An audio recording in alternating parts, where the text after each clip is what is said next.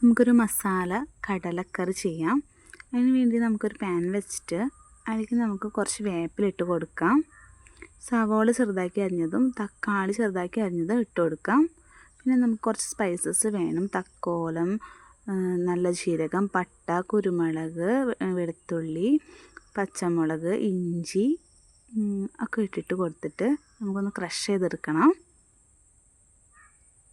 Crush ചെയ്തെടുത്തിട്ടുള്ളത് ഇനി നമുക്ക് ഇത് വഴണ്ട് വരുമ്പോൾ ഇട്ട് കൊടുക്കാം. നമ്മൾ ഏകദേശം തക്കാളി ഇതൊക്കെ വഴണ്ട് വന്നിട്ടുണ്ട്. അപ്പോൾ നമുക്ക് ഇട്ട് കൊടുക്കാം. നന്നായിട്ട് ആ പച്ചമണം മാറുന്ന വരെ നമുക്ക് വഴറ്റി കൊടുക്കാം. ഇനി അതിലേക്ക് കുറച്ച് മഞ്ഞൾപ്പൊടി ഇട്ട് കൊടുക്കണം.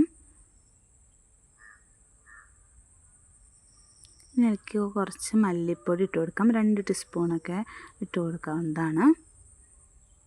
മസാല ഇഷ്ടമുള്ളതിനനുസരിച്ച്, അല്ലെങ്കിൽ 1 ടീസ്പൂൺ ആയാലും കുഴപ്പമില്ല. ഇനി ആ മല്ലിയിലെ മണം മാറണ വരെ ഒന്ന് വഴറ്റി കൊടുത്തതിന് ശേഷം നമുക്ക് മുളക് പൊടി ആഡ് ചെയ്യാം.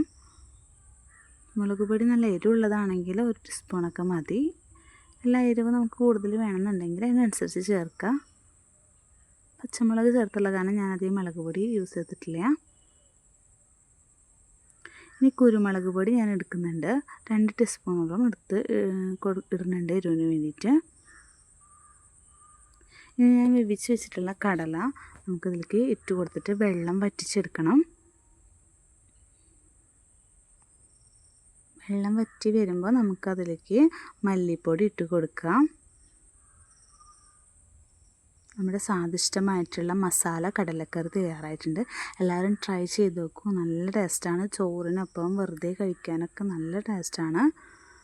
കുട്ടികൾക്ക് ലഞ്ച് ബോക്സിലൊക്കെ കൊടുത്തു വിടാൻ പറ്റിയ നല്ല ടേസ്റ്റി ആയിട്ടുള്ളൊരു കറിയാണ്. എല്ലാവരും ട്രൈ ചെയ്ത് നോക്കൂ.